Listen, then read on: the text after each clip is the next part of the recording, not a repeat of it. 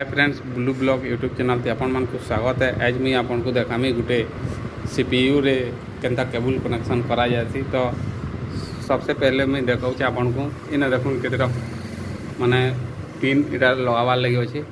तारपरे पछाड़े बहुत सारा अच्छे इटा तार केबल गुड़ाक है। तो चलून जल्दी वीडियोटा स्टार्ट करमा।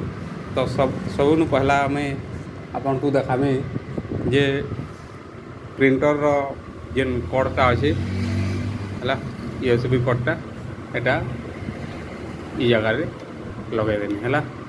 तापर आउ गोटे अच्छे black and white printer HP रो जेनटा कि हेतु आई से मुझे ये लगे देनी है।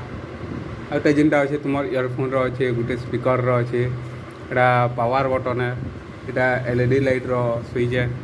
तापर यहाँ देखून एना भी यूएसबी रो अच्छे एटा एचडीएमआई है एटा पावर बटन एटा पावर केबल रो एटा तो देखूँ पावर केबल के ई जगह न एमती लगा है।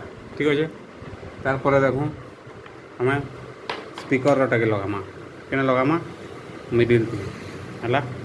तापर रहा आमर इटा हूँ एचडीएमआई केबल है इटा के इना देखून एचडीएमआई लिखा है यदि पावर ऑन अच्छे से लगे मुई भल कर छेबार नहीं है। तापर यहाँ जेनटा रहा आ गोटे यूएसबी रोटा ये जगह लगला। ठीक अच्छे आ भी बहुत जगह अच्छे आ भी किसी कनेक्शन लगाबार लगे भी माने सुविधा अच्छे एठारे दुईटा लगे देने। तारपरे देखुन यहाँ आमर आ गोटे कीबोर्डटा ने फिटिंग कर देने।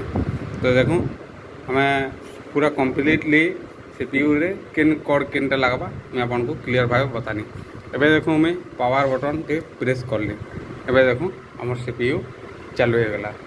थैंक यू एंता नुआ नुआ वीडियो देखबार लगी जदि चाहूँ बेला आमर वीडियो के लाइक के और सब्सक्राइब जरूर करूँ। धन्यवाद।